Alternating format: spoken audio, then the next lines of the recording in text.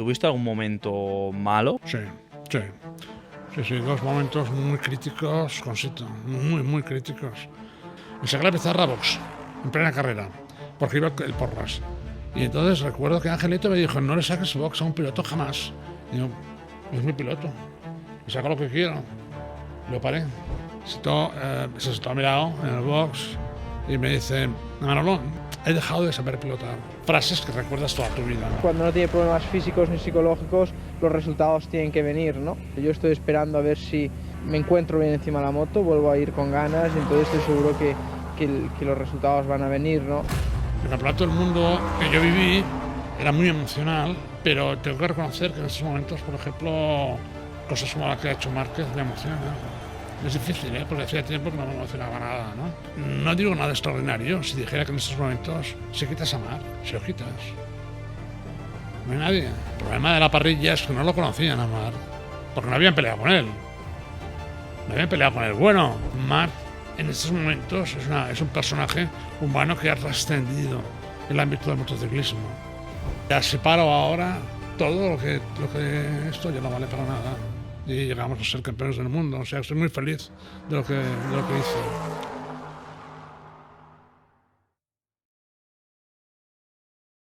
Antes de continuar con el podcast, tenemos una pedazo de sorpresa y es que vais a poder disfrutar de contenido exclusivo de los mejores invitados del podcast en este 2025. Así que nada, os lo dejamos en el primer link de la descripción y a continuar con el vídeo. Chao. Bueno, Manolo, un placer que estés aquí en el canal. Teníamos muchas ganas de que estuvieras por aquí. Y bueno, has vivido muchísimo a lo largo de tu trayectoria en el motociclismo. Has tenido que trabajar con muchos pilotos y para ti, ¿cuál ha sido el que más te ha impactado y el que más cariño has tenido? Bueno, son diferentes, claro. En algunos coincide, pero es diferente, claro. Los que más me han impactado, que quizá en alguna ocasión he pensado, bueno, pues este me ha impactado, pero el resultado fue terrible, pero no creo que tuviera yo mucha responsabilidad. Por ejemplo, John Kocinski me impactó, lógicamente, claro, porque era un piloto con una capacidad extraordinaria y desde prisa, ¿vale? Un piloto con talento como podría tener hoy Márquez, pero muy especial y muy complicado para conseguir llegar a él. Como está esa zona de pilotos americanos, que Kenny Roberts, Rainey, eran un poco raros, no raros, diferentes a nosotros, ¿vale? Y eso hacía muy difícil llegar hasta ellos y no pudimos ayudarles mucho. Cariño, pues Carlos Checa, Sito, lógicamente, era como mi hijo, Carlos Checa, también vuestro conciudadano Juan Bautista Borja, y sobre todo que más cariño, quizá paternalista, fue con Nico Terol. ¿Y cómo era el trabajo tuyo para explicarle a la gente? Porque fuiste manager, director de equipo, también el tema financiero era el que trabajabas. ¿Puedes explicar un poco ese trabajo? Sí, yo era aficionado a las motos y al motocross sobre todo, pero sobre todo más al enduro, malo, pero aficionado y para divertirme, ¿no? Y llegó un momento que lo dejé por circunstancias X, no. Y yo he sido abogado en Barcelona, tenía una plantilla importante en un despacho de 40 profesionales y por lo tanto ganaba mucho dinero en esa época. Y un amigo, periodista, me insistió para entrar en el mundo de la velocidad, que yo la había vivido de muy joven en Montjuic como aficionado, ¿vale? Total que me acompañó a un taller donde estaban construyendo Antonio Cobas la primera Sirocco, la primera moto en la que él trabajó, porque él había estado antes trabajando en 4 ruedas con Selex, pero estuvo solo un año.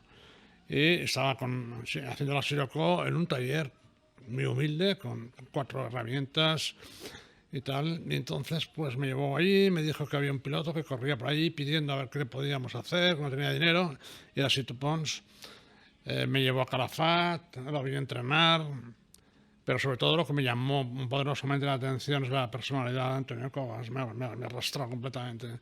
Y unido a que Sito me perseguía por la ciudad para que le financiara, esperaba a la puerta de mi casa, a la puerta del bar, donde estaba con mis amigos, se sentaba en un parque que había delante, se esperaba las horas que fueran. este tipo de actividad, de actitud, siempre me ha atraído mucho a mí, la gente que es pesada para conseguir sus cosas, ¿no? Total que al final me lió el propietario de Sirocco, que era Paco Asensi, y le pagué una cantidad y corrimos con toda España con Sito, ¿vale? Y eso empezó una relación con Antonio y Sito sobre todo. Llegó un momento que Sirocco, que estaba financiada por Recmo, que era una fábrica de discos y pastillas de freno, Sardañola, al lado de Barcelona, pues se quedó sin financiación. Yo tenía en ese momento capacidad y entonces Antonio me dijo, me voy. Antonio Cobas me dijo, me voy. Me voy porque mantener a un técnico, una persona, un ingeniero con el afán constructor y creador de Antonio, no todo el mundo lo puede hacer, no tiene límite, ¿vale? Yo me arriesgué y le dije, pues venga, vente conmigo, con Sito, y vámonos, tal y cual. Y eso hicimos, creamos Cobas con K. Cobas con K es un acrónimo que es el final de Sirocco, el final de Sirocco, y luego las iniciales de Burillo, Antonio y Sito, ¿vale? Y por eso mucha gente lo ha confundido, pero nos hizo mucha gracia, ¿sabes?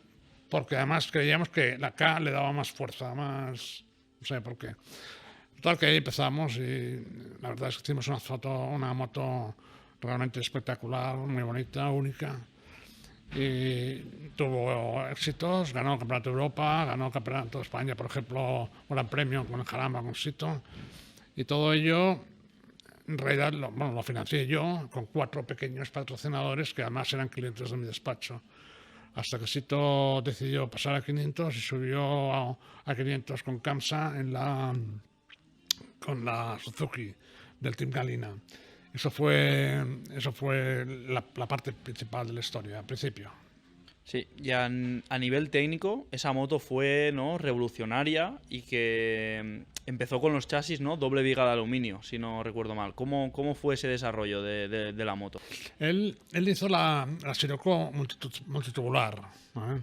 Y cuando llegó ahí, a mí me dijo, voy a hacer una moto estupenda, no sé qué y tal. Entonces, él fabricó una moto realmente única. No creo que haya ninguna moto como esa, no porque sea mejor o peor, sino por la forma estructural un poco extraña, que dices, pero ¿por qué pasa esto, no? La gente critica, no, pero esto no tiene razón. Bueno, claro que tengo razón. Lo que pasa es que hoy en día conseguir deshacer una Cobas de las 7 que existen es complicado, porque está en manos de coleccionistas que no quieren que toquen la moto, ¿vale? Ya saben, aquí en Madrid hay 2, por ejemplo. Faustino Martínez tiene 2 motos auténticas, absolutamente auténticas. Y yo he seguido los pasos de la recuperación de esas motos. Entonces, es un chasis que muchos dicen es un monocasco. No es un monocasco, no lo es. El monocasco es la osa de Santiago Herrero, que es una especie de pieza a la cual se une todo. Es decir, la horquilla, el motor, cuelga de ella, el basculante, ¿no? Y eso es la pieza fundamental. Pero yo siempre pongo el mismo ejemplo a mucha gente. Es decir, en la osa de rotativa, tú le quitas el motor y la pones boca abajo, te subes encima y bajas. ¿Entiendes? Porque aguanta desde el eje basculante hasta el eje de la tija y por tanto no hay ningún problema, suspendida. En cambio en las Cobas es posible eso. Quitas el motor, la moto se hunde, porque el motor es chasis, cosa que no pasa en la osa. El motor es chasis, es decir, la parte de abajo funciona como el soporte de toda la cuna, como cuna, ¿vale? ¿Cómo lo consigue? ¿Qué técnicas utiliza? No lo sé. Porque yo no he sido nunca mecánico y no me entero muy bien de estas cosas, pero es así, es una realidad absoluta. Los mecánicos que han trabajado en ella lo saben perfectamente. Y el haber trabajado con Antonio Cobas, tiene que haber sido una experiencia muy, muy buena. ¿Qué recuerdas de él? ¿Qué características te llamaban la atención de él y por qué era tan bueno realmente? Claro, él no fue ingeniero, no acabó la carrera y era un tremendo creador. Una persona que se preocupaba por todo lo que pasaba. Podías hablar cualquier cosa con él. En motociclismo era un creador absoluto. Estaba todo el día pasándome facturas de unos casquillos nuevos, no sé qué, de un material nuevo que había llegado a Estados Unidos. Todo santo día, ¿no? Era muy, muy creador. y era muy difícil. Tampoco después JJ se arruinó realmente por culpa de esta situación. También JJ cayó, era un imperio, ¿vale? Entonces, lo que más recuerdo de Antonio, lo que no he encontrado más en mi vida, es que era una persona absolutamente cercana, que nunca, notabas que nunca estaba al margen de ti, ¿sabes? Hablaras de lo que hablaras, hablaras de lo que hablaras, y hablaras de lo que hablaras, sabía mucho más que tú, incluso en cosas que tú eras un especialista, ¿no? Y otra cosa de su carácter muy importante es que jamás, y viví 20 años con él, le vi enfadado en el sentido de levantar la voz, de gritar o de acosar a alguien, jamás, 20 años. Muy complicado en el mundo de la competición esto. Yo llegué a descubrir cuando Antonio estaba enfadado. Entonces, bajaba la cabeza y no decía nada, se quedaba como sumido en una especie de meditación. Eso quería decir que Antonio no estaba de acuerdo con algo que estaba pasando. ¿Vale? Era complicado. Se ponía delante de un ordenador, en un box, por ejemplo, así, mirando, haciendo numeritos y no decía nada. Y por esto la gente lo respetaba mucho, porque a ningún mecánico, a ningún piloto, nadie escuchó de Antonio malas palabras. Sorprendente. Realmente un tío me enseñó cosas, ¿vale? Muchas cosas, de cómo actuar. Oye, Mika, una pregunta. Cuando te caes con la moto, ¿dónde compras los recambios? En B-Racing. Pero ¿y si quieres que te lleguen en 24 horas? En B-Racing 1. ¿Y si quieres un buen trato y que sean profesionales?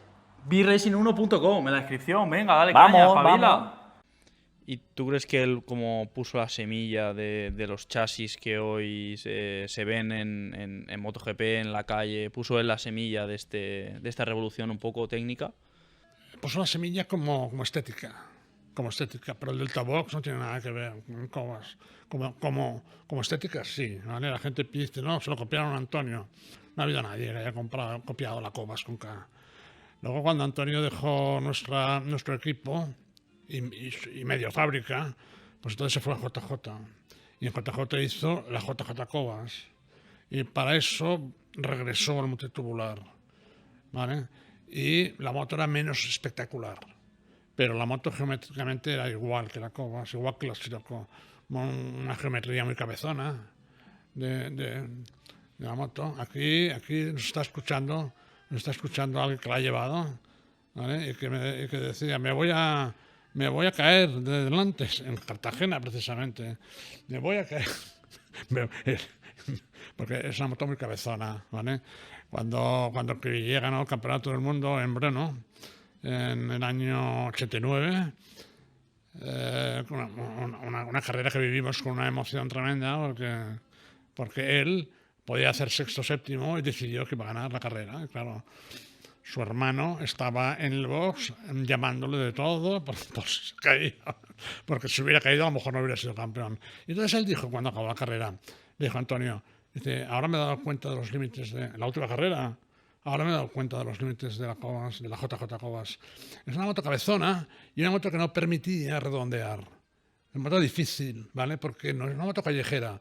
Tú llegas a una curva y redondeas. Entonces, no tumbas. Tumbas. Pero no como quería la JJ y la Cobas. Es decir, querían una tumbada inmediata. Es decir, recto, ¡pum!, tumbado. Eso es muy complicado de hacer esto, ¿vale? Y más en aquella época que estos neumáticos no existían. Hoy en día ya existen más estos neumáticos con la V, pero eso era una cosa que Antonio siempre lo decía. Tuvo errores, ¿eh? Tuvo algunos errores y lo reconoció muchas veces, pero claro, quien crea, pues llega un momento en que realmente puede equivocarse, ¿no? Por ejemplo, os contaré un detalle, por ejemplo, en Spa-Francorchamps, Sito, con la Cobas, Sito se sentó a mi lado en el box y me dice, Manolo, me voy a dejar esto, tal cual. Y claro, yo estaba invirtiendo mucha pasta y digo, ¿tú de qué vas, no? Y me dice, las tonterías, pero sí, he dejado de saber pilotar, tal cual. O sea, son frases que recuerdas toda tu vida, ¿vale? Porque dices, ¿esto qué es? Aquí en medio de las Ardenas, además, ¿me entiendes o no? Y entonces, Bueno, pues me quedé preocupado, todo el mundo preocupado y tal, entonces nos fuimos a Misano y recuerdo que era de noche y estaba andando por el paddock y teníamos una tienda, estábamos en box, estaba la luz encendida y me acerqué. Y estaban Eduardo Giró y Antonio Cobas, estaban hablando entre ellos, yo los oía. Y entonces oí que Eduardo Giró le decía a Antonio, hazle caso al piloto. Y nosotros decíamos, hazle caso. Bueno, al día siguiente, sin yo saber muy bien qué había pasado, Sito recuperó pilotar rápido, y pilotó muy rápido en Misano. Entonces a Antonio se lo dije, Antonio, ¿qué ha pasado, tío? Dice, me equivoqué, porque le puse una llanta de 16 delante, y al hacer eso, por la especial configuración del chasis, las trayectorias trasera y delantera no se cruzan. Y eso hace la moto inconducible. Todas eso son maravillas de mi experiencia, ¿vale? Antes de que no se olvide, quiero agradecer a precisamente Rafa y al local que nos ha cedido, este local precioso además, que es Flamenco de Leones, en Madrid, en la calle Independencia número 4, ¿vale? Os agradecemos. Sí, es una pasada de sitio. Sí. Estoy delante de un cuadro que os lo voy a leer, que me hace mucha gracia, que pone Leona con jamón adentrándose en un bosque en llamas. O sea que imaginaros la situación en la que estamos. ¿Y realmente el proyecto JJ Cobas tenía que ver contigo o era otro proyecto aparte?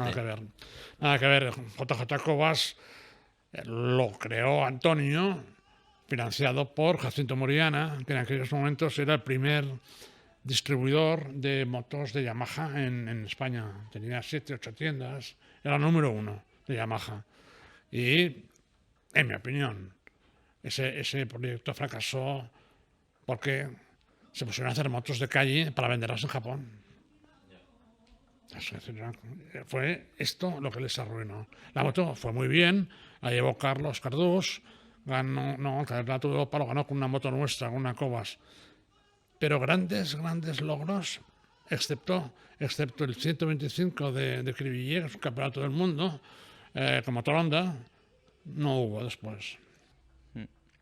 Y tú estuviste con Sito, cuando fue campeón de 2,5 durante 2 años. Esa era la época en que no se valoraba a los españoles, ¿no? Porque se decía que solo sabíamos ir con bicicletas, ¿no? Con motos de 50, de 80, incluso 125, pero Sito no, fue el primero en pasar a 2,5 y ser campeón. ¿Cómo viviste eso desde dentro? Bueno, no fue el primero, porque antes hubo algunos pilotos que lo intentaron. Marce en Madrid iba muy deprisa el tío, pero nunca tuvo medios. Y luego, sobre todo, Santi Herrero de la mano de Eduardo Giró, pues estuvo a punto de ganar el campeonato. Es evidente que en nuestro palmarés está haber sido los primeros, pero yo reconozco que me hubiera gustado que hubiera sido Santi. Sobre todo no se hubiera matado, ¿me entiendes? O no. Pero era un piloto realmente impresionante. La moto era buena, pero él era un tío impresionante. De hecho, los mecánicos que estuvieron con Santi nunca quisieron volver a las carreras. Yo lo intenté y no pude.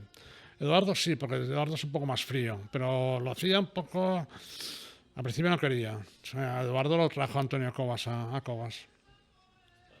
Y Sito, pues bueno, fue el primero, porque nos lo pusimos entre ceja y ceja. Al principio nos dijeron, estáis locos. Todo el mundo nos lo decía. Os doblarán.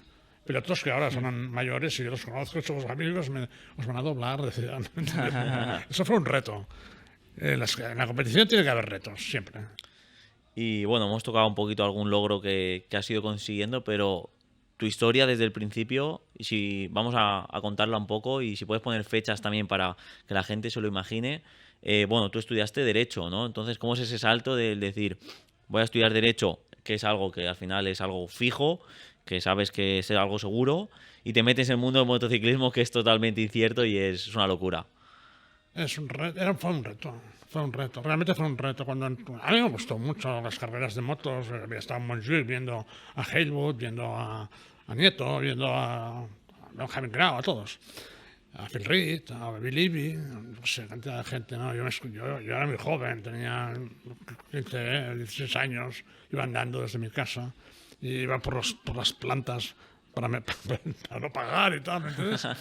Por lo tanto, quiero decirte, desde muy pequeño, y luego pues fui usuario de motos de todo terreno. Montesa, Honda, la última fue, también tuve Pulsars, y la última fue Amaico, una maravillosa moto.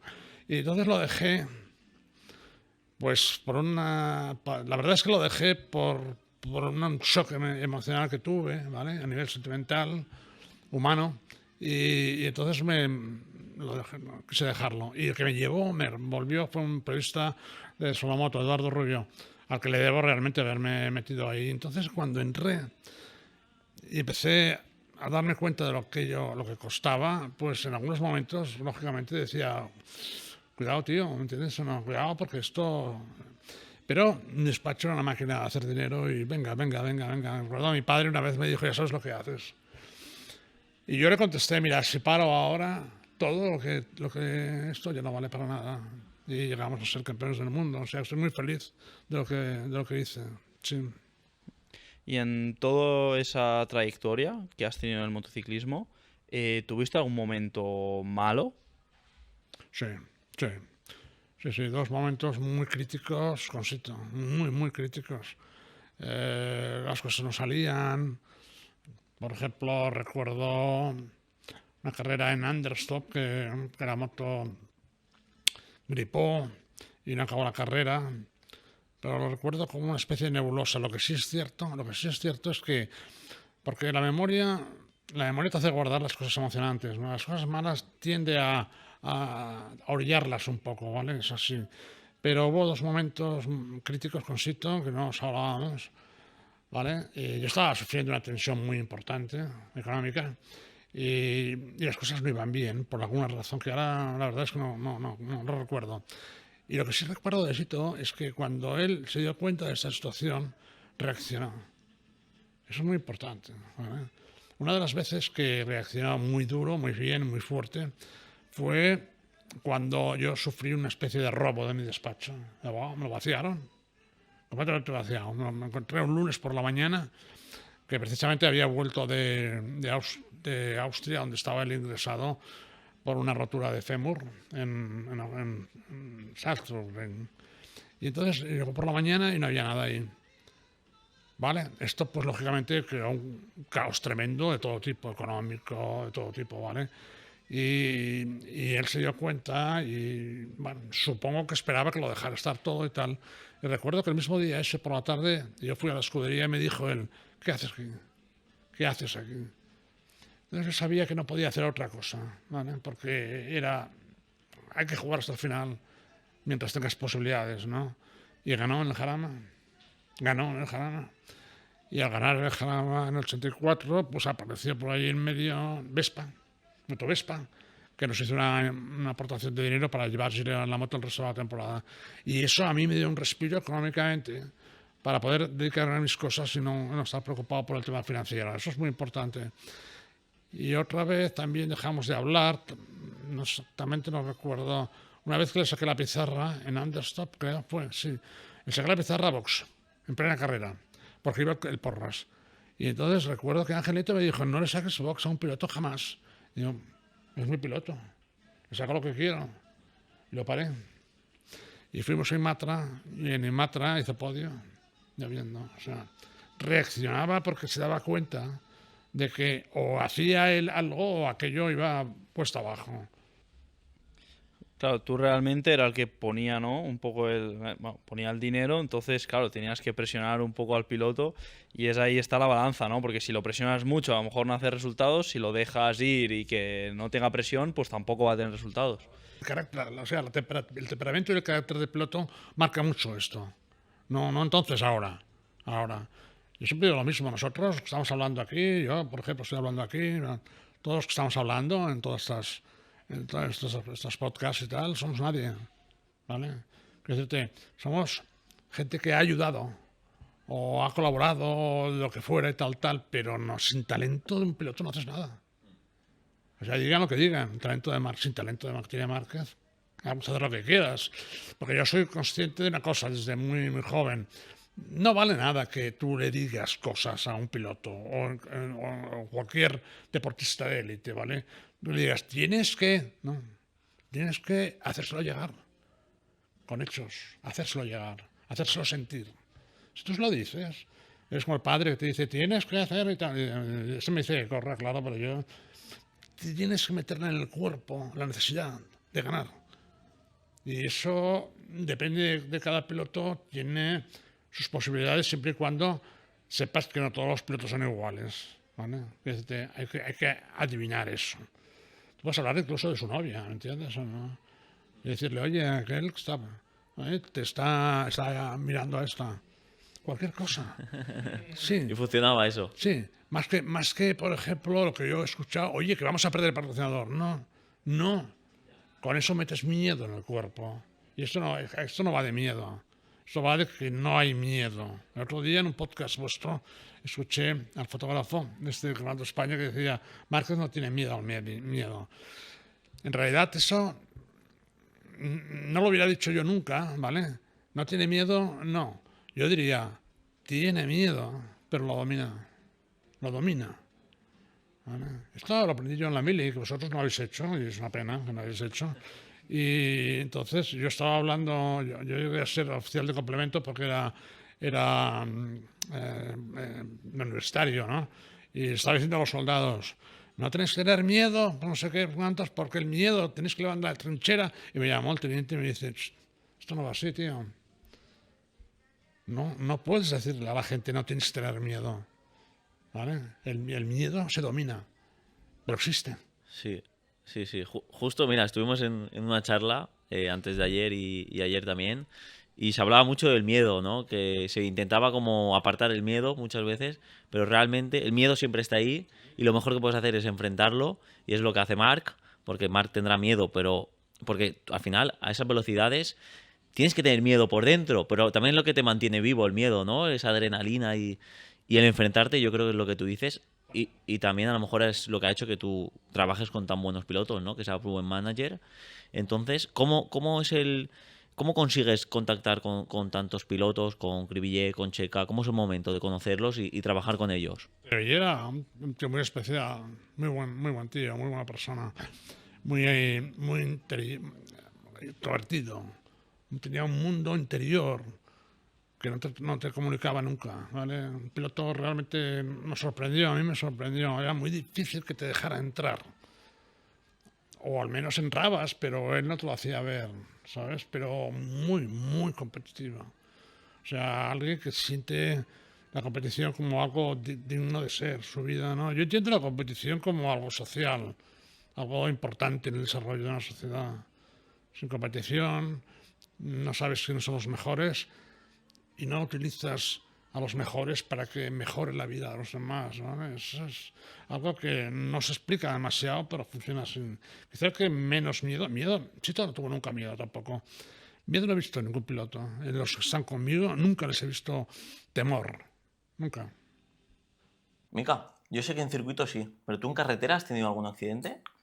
Pues justo el otro día tuve un accidente, encima me han rayado el casco, me duele el pie, pero es tanto papeleo y tanta historia que paso de hacer nada. Tío, con calcula tu indemnización, súper fácil. Ellos tienen una calculadora que en 2 minutos la completas y puedes ver la indemnización que te pagarían. Ya, pero yo quiero que me lo lleve gente de confianza, ¿sabes? Ellos son abogados expertos en accidentes de tráfico. ¿Hay algo más confianza que eso?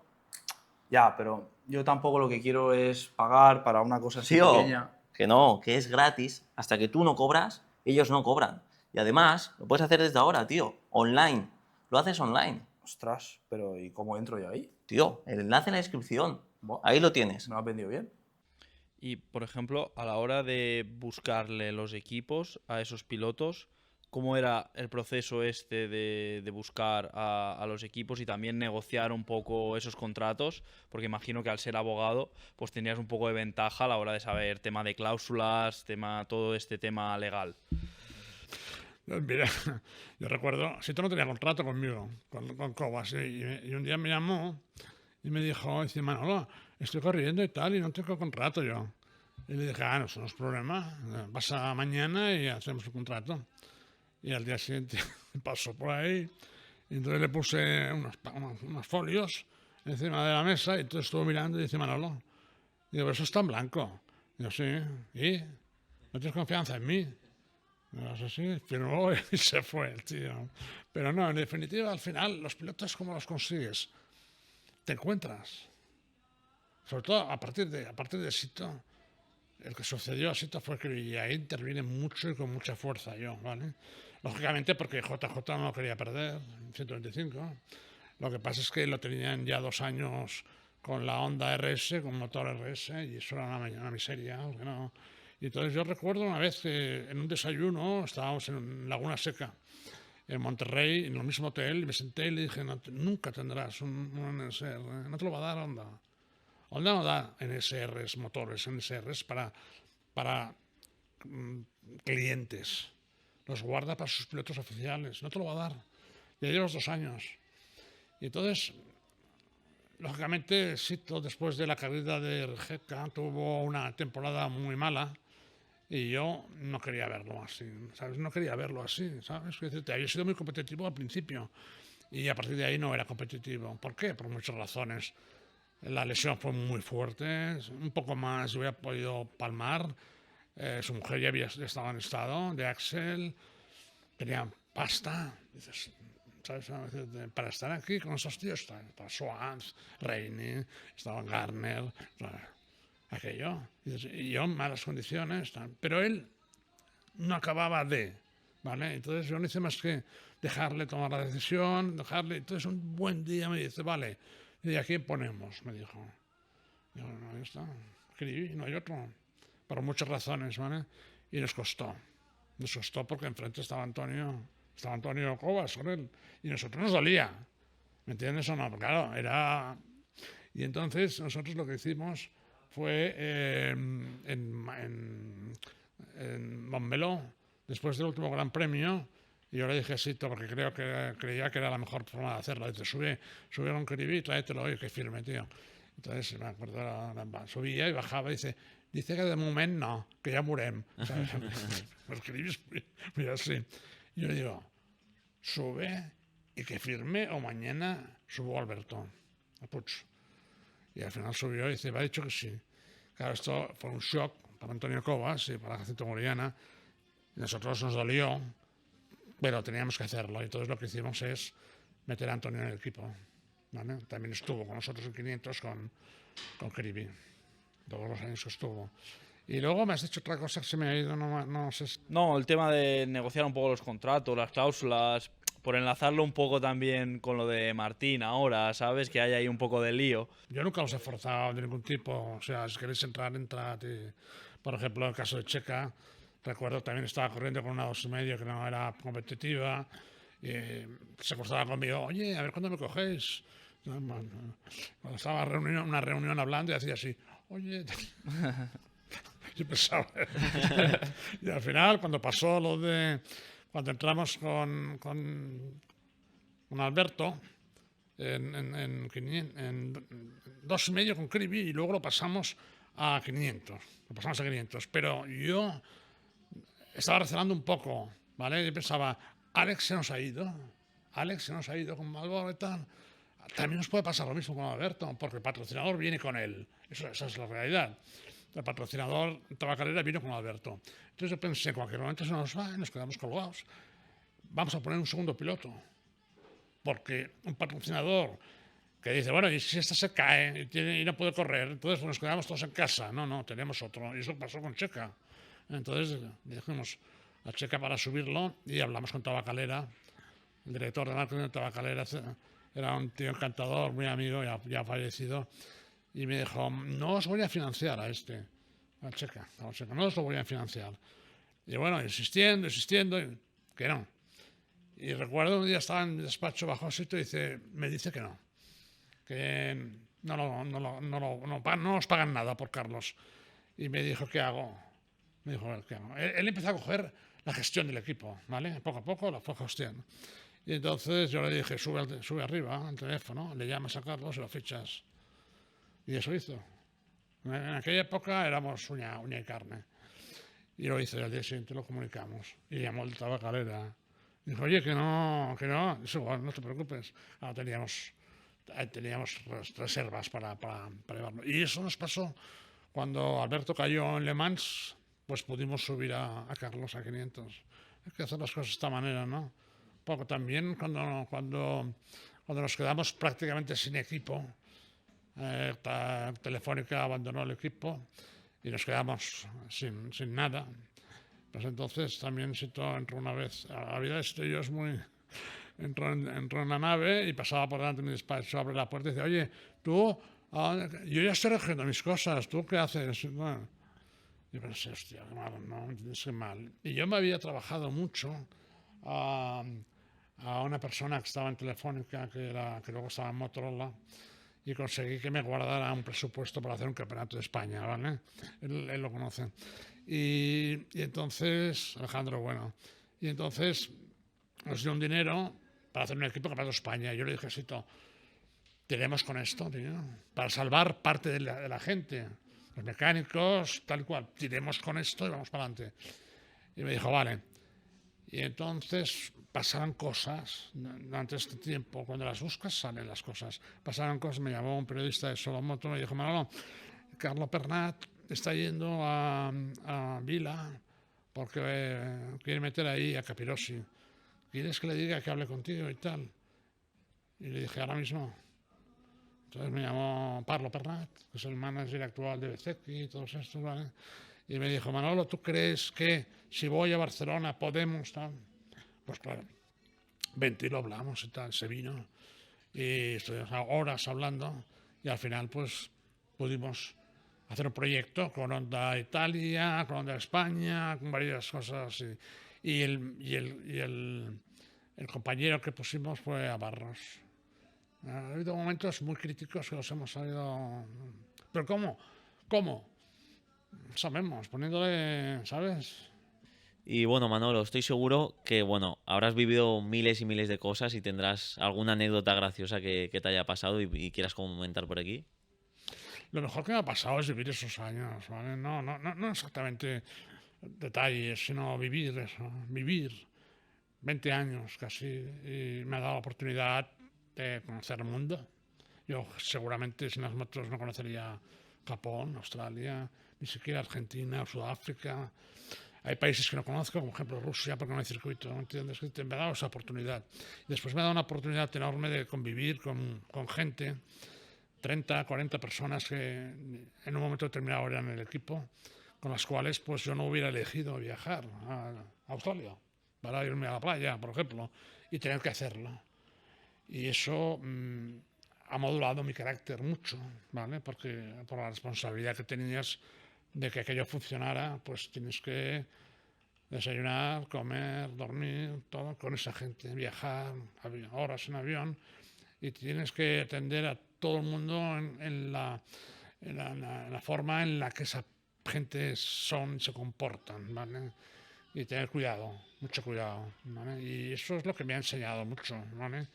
Y yo creo que mi percepción actual, lo que es la sociedad y lo que es el motociclismo con respecto a la sociedad, la he recibido de eso, precisamente. Es una gran escuela, es una gran escuela. Hoy en día parece que todos tenemos capacidad para hacerlo todo, eso no es verdad, eso es falso. Lo sabemos cada uno de nosotros, vosotros lo sabéis, lo sabemos, en el sentido de que si tú colocas a la gente que vale. A mí me ha preocupado mucho siempre cuando mecánico jefe o quien dirigía el equipo desde el punto de vista técnico me decía, mira, he fichado a este o voy a fichar a este. Le decía, déjamelo en 5 minutos. O sea, tú decides, pero déjamelo 5 minutos. Siempre quería hablar 5 minutos. Tiene percepción sobre cómo son las personas, ¿vale? Y eso creo que me ha ayudado bastante, nos ha ayudado bastante en el equipo. No tengo ninguna cosa maravillosa que contar más que el Gran Premio Groyani cuando fuimos campeones del mundo en 250. Eso es inolvidable, no lo puedo olvidar. Nunca había tenido una emoción como esa. Y luego he tenido emociones, muchas, pero han ido bajando de nivel, ¿sabes? Por lo que sea, por la costumbre, seguramente.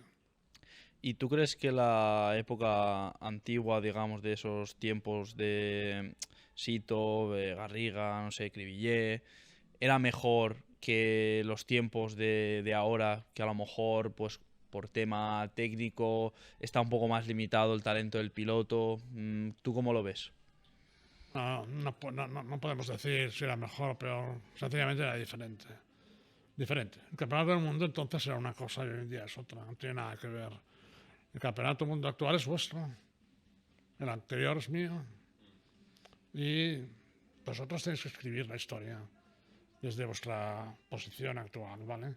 Y yo escribí una historia de la cual estoy muy orgulloso y ahora me emocionan cosas del campeonato del mundo, aunque evidentemente no ves fotos con 200, bueno, en Jerez sí, con 200.000 personas y tal, ¿no? Pero en general no hay esa afición, porque seguramente por el pago, ¿vale?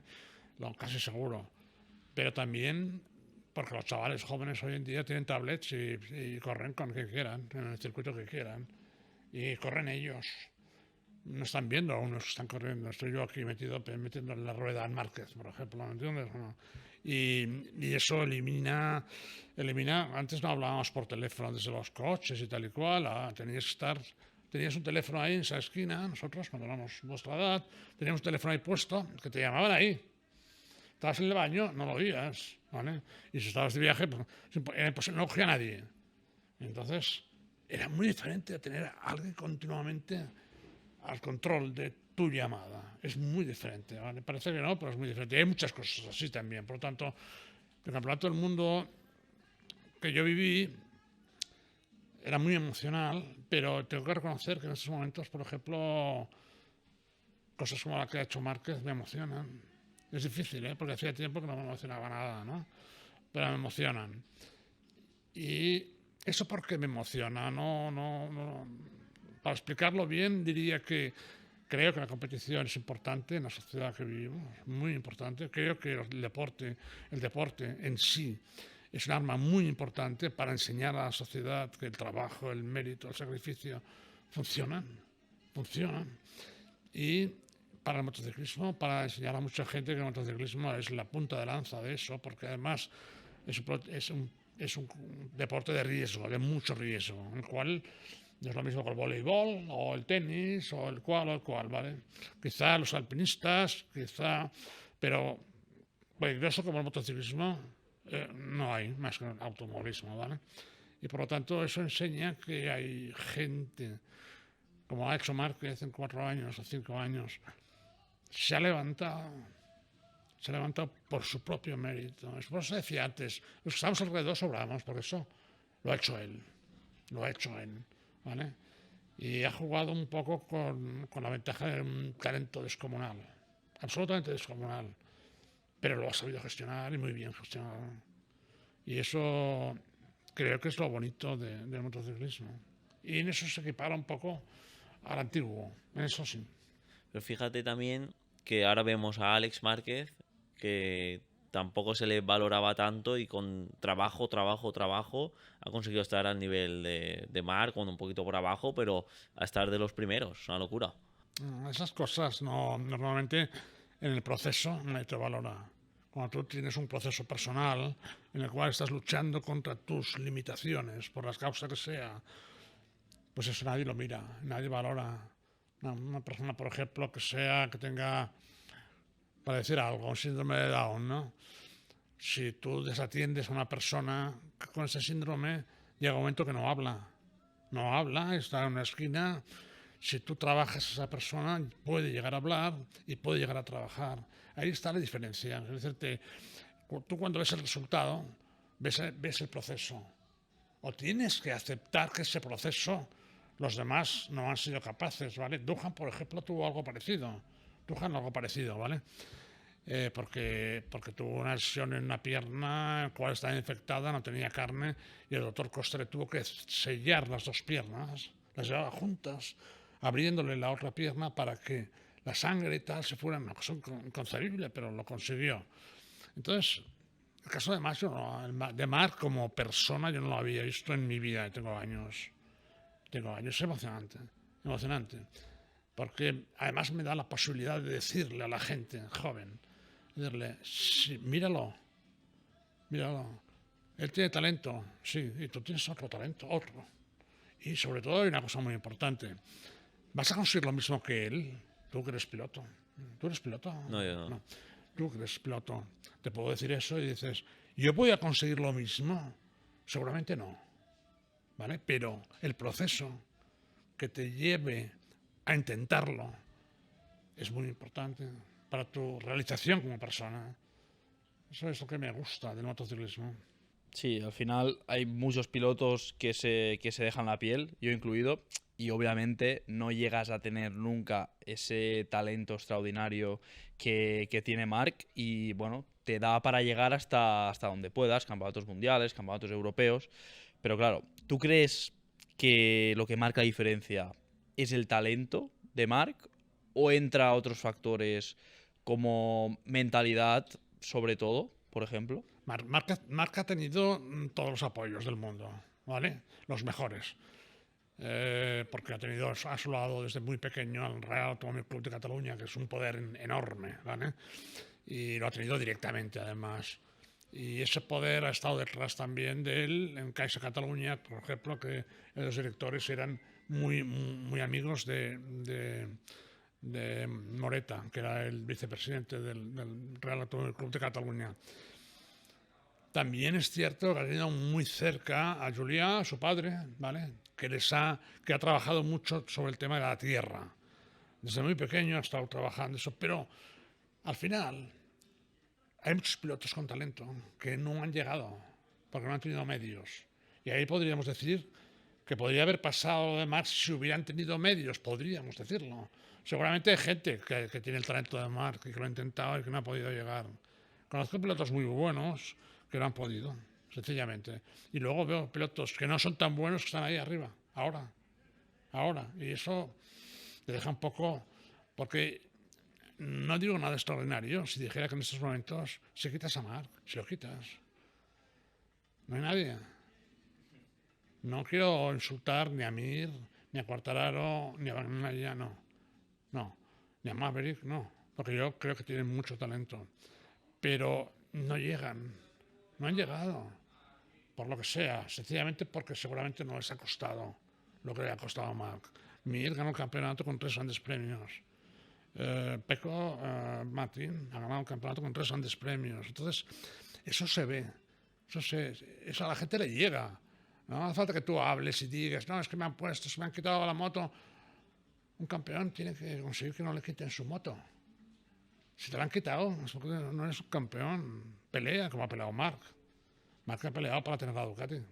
Y luego ha peleado para tener su Ducati. Es así.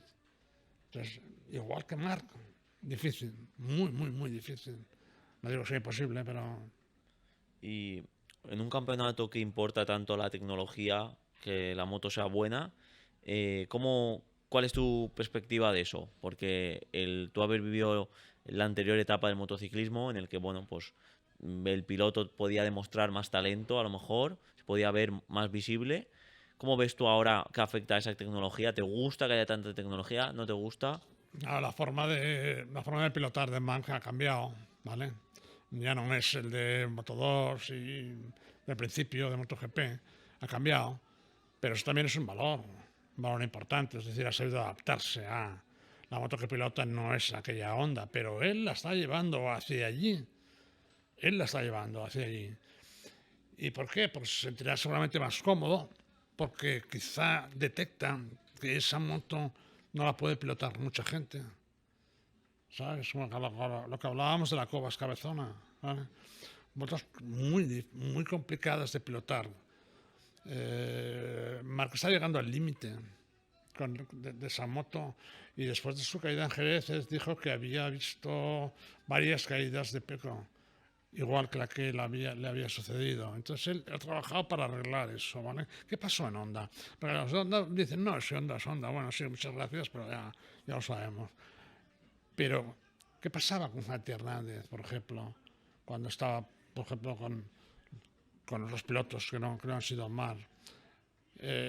Decía, me traen cosas de Japón. Y me parece que la moto va un poco mejor, pero no sé por qué. Esa es la forma de trabajar de Honda. La forma de trabajar de Honda es voy a hacer una moto para todos los pilotos. Eso no existe, eso no, es una entelequia absoluta. Las motos funcionan bien con su pareja, con la forma de pilotar que se sienta cómodo. Y la prueba esa podríamos hacerla muy fácil.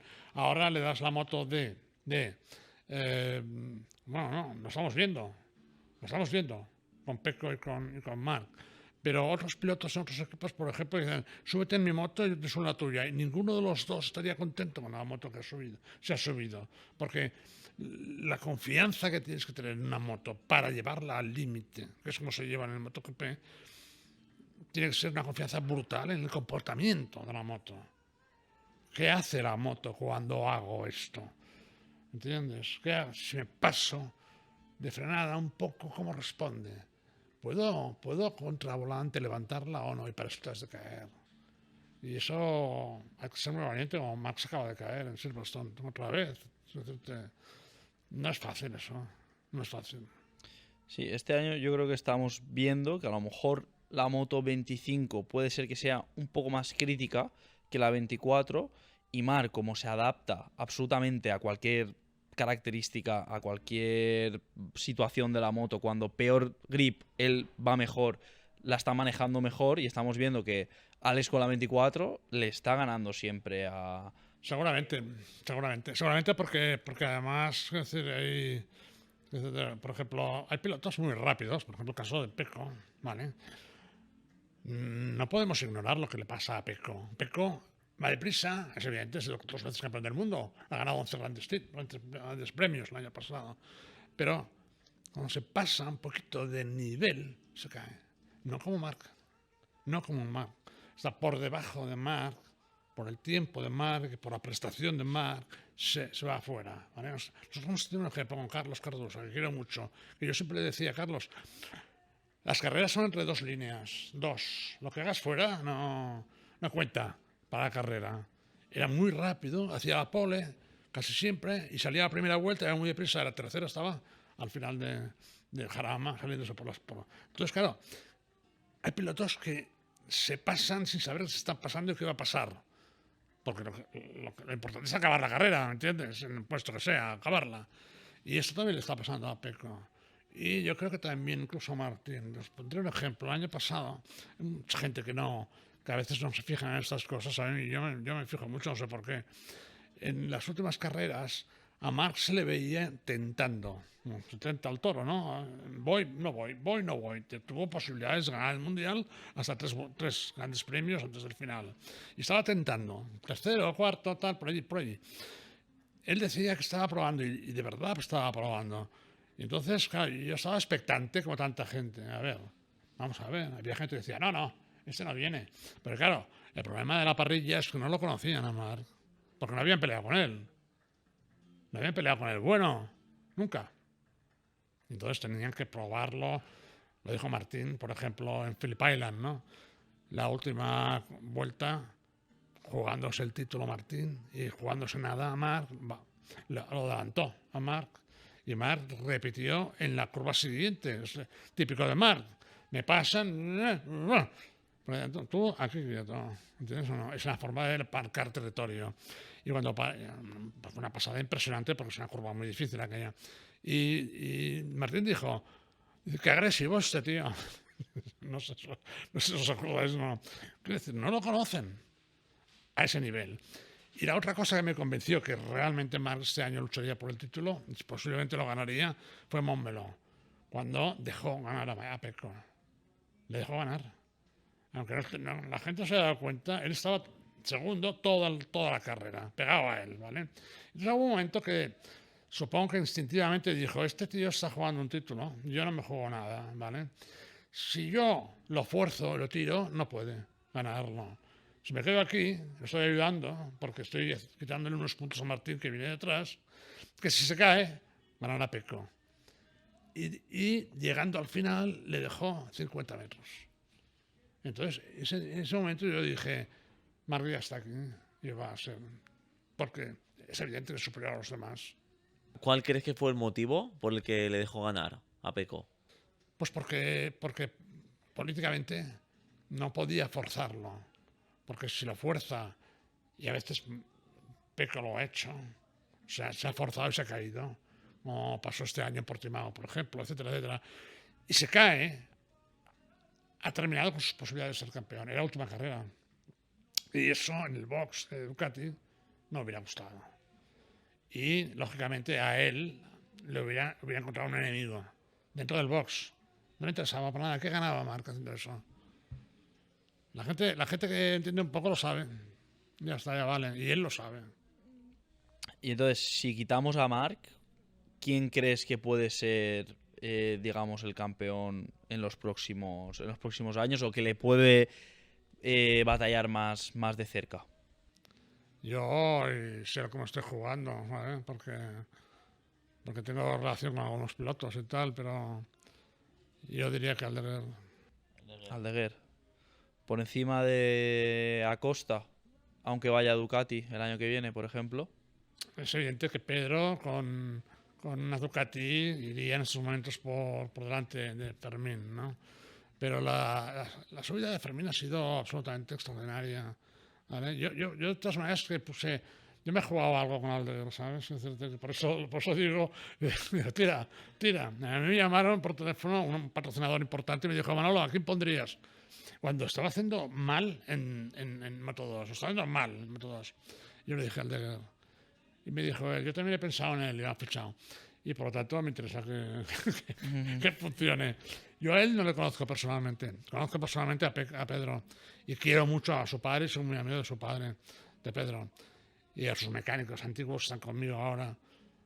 Y creo que es un chaval, a mí me parece un chaval extraordinario. Porque es un tío que llega. Hay mucha gente a la que le llega mal. Porque ha dicho esto que se estaba cagando en no sé qué. Vale, tío, pero estamos hablando de pilotos. De pilotos buenos. No estamos hablando de... ¿Entiendes o no? De literatos, de tal. Y que lo diga así, de esta forma y en estos tiempos. No tiene importancia, pero estás transmitiendo exactamente lo que estaba sintiendo. Y eso es lo que queremos. Eso es lo que queremos, ¿vale?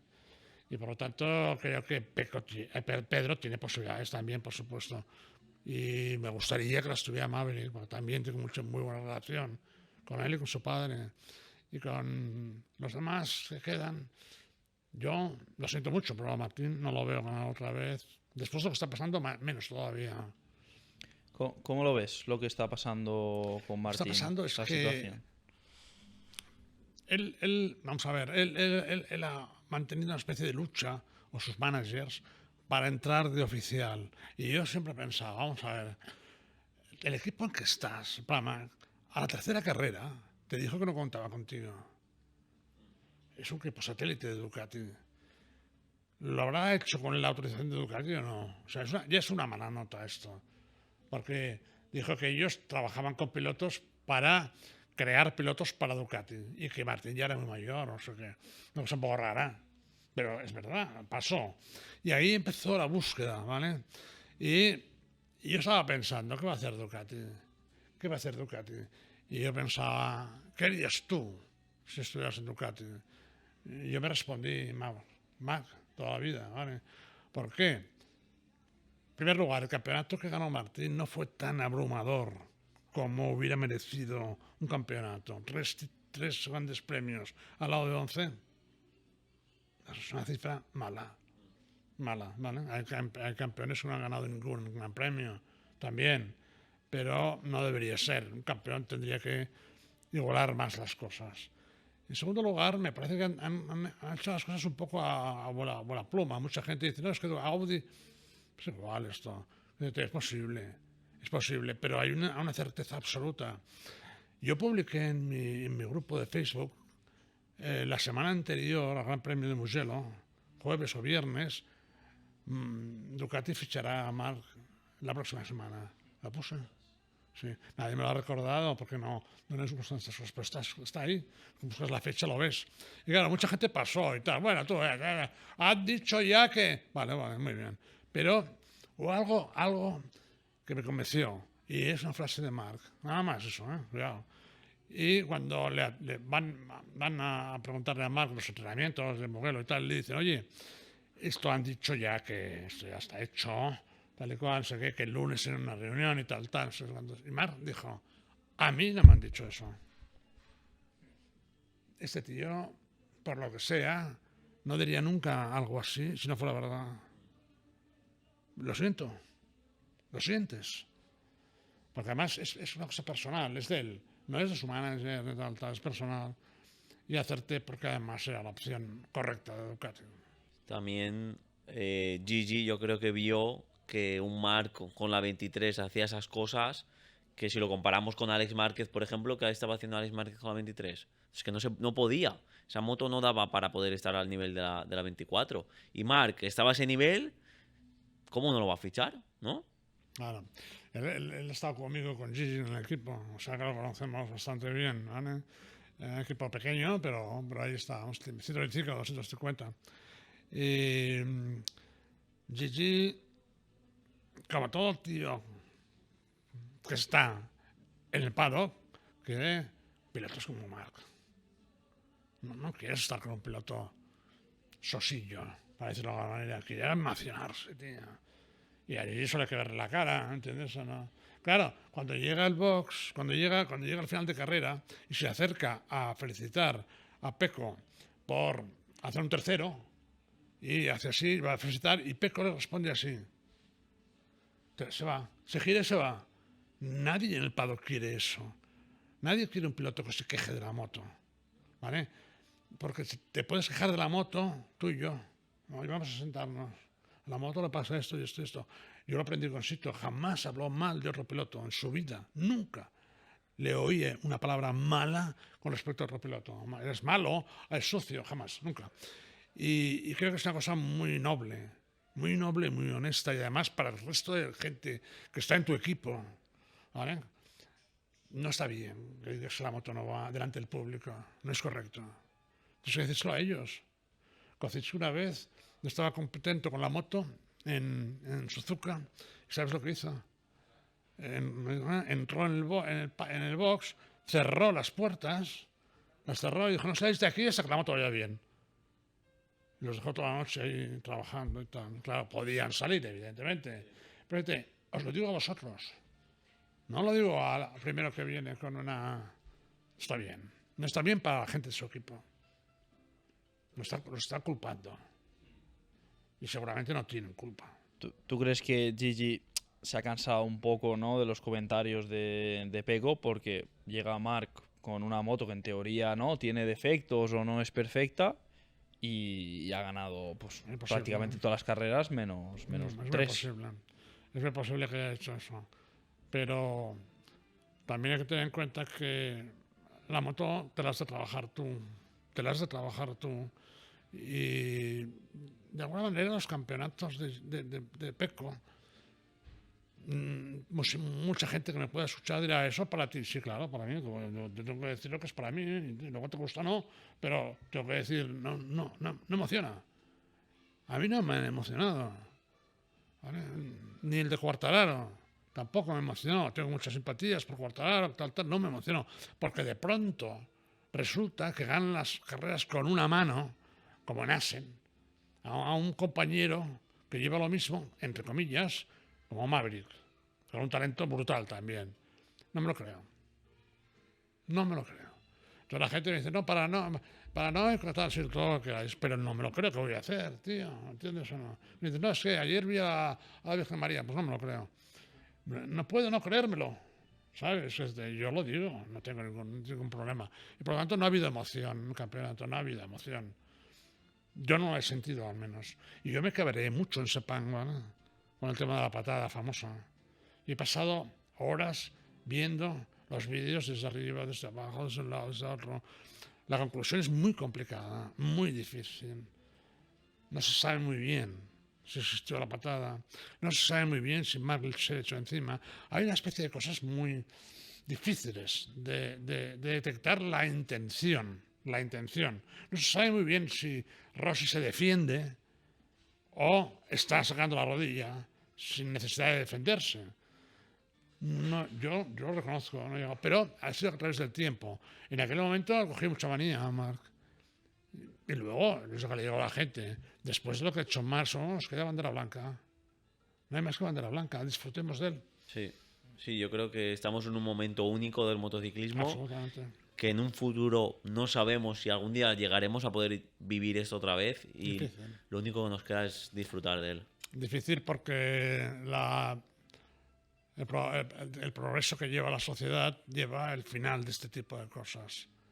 No sabemos cómo irá, yo no lo veré, vosotros sí lo veréis, pero parece como si fuéramos hacia el final del mérito que ya existe en las escuelas, el final de la competición, porque el pobre que pierde se sume en un... ¿Entiendes? Es decir, cuando se suspenden carreras de sacos en una escuela de Sevilla, porque el que pierde, pobrecito, eso tiene mala pinta, muy mala pinta. Y motores, ruedas, competición, quién es el mejor, quién es el peor, eso hoy en día es una filosofía muy mala. Por eso tenemos que agradecer a Marc que esté levantando eso. Lo está levantando él.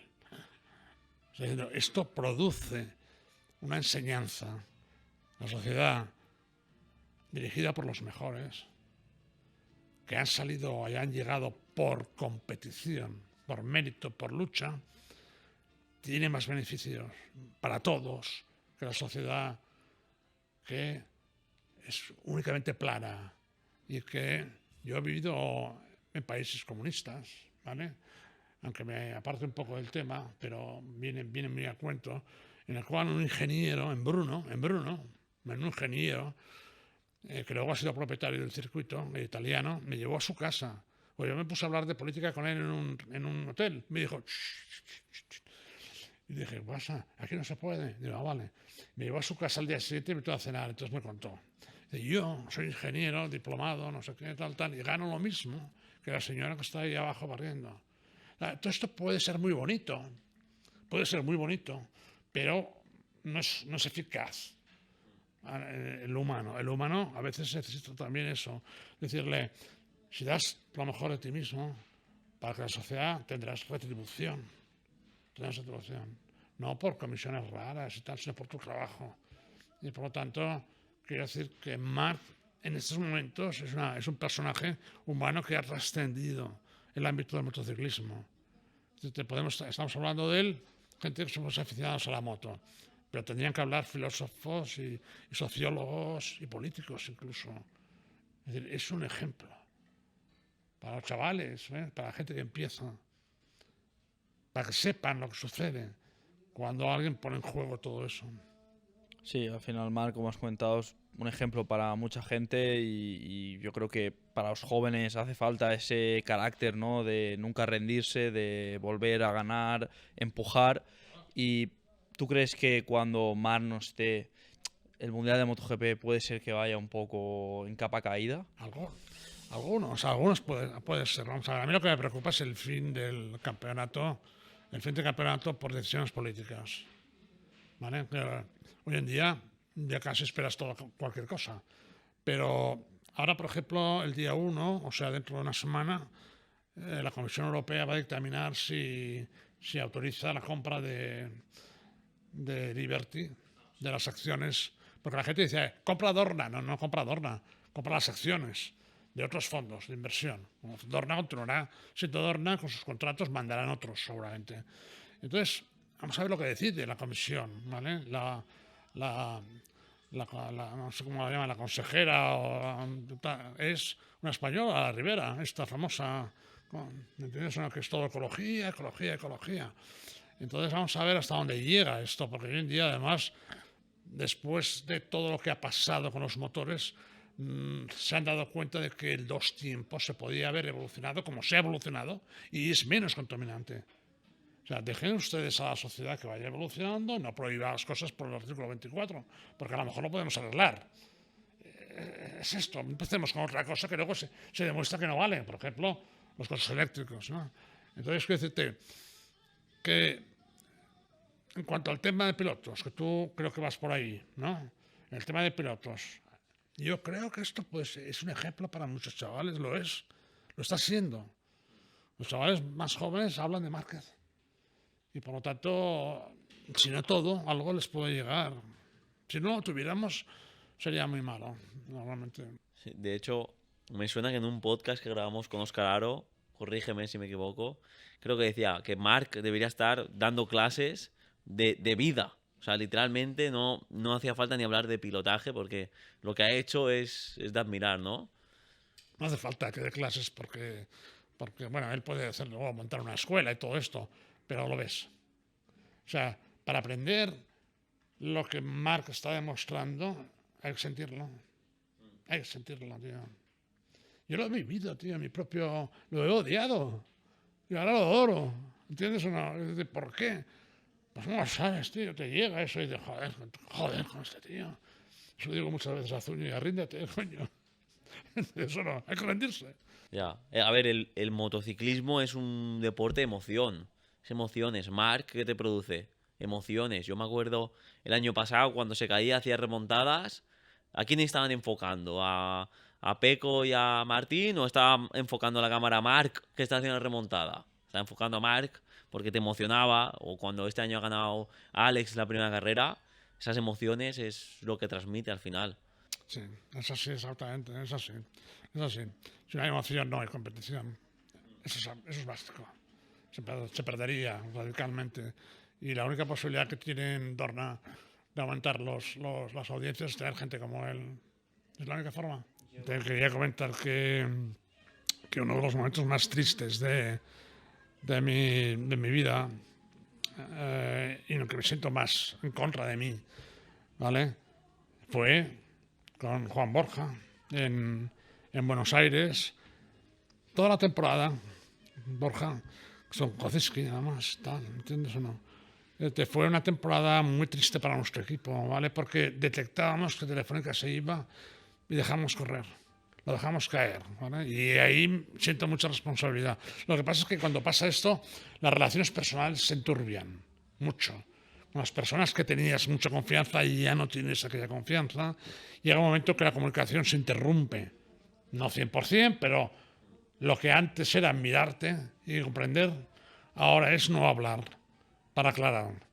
Y se va rompiendo la relación, ¿vale? Esto me pasó a mí con Sito en esa época. Me había pasado con otras personas del equipo. Y Juan estuvo haciéndolo muy bien porque hacía sextos y tal, pero estuvo abandonado. Lo he dicho muchas veces y él lo sabe. Y no lo atendimos como él debía, ¿no?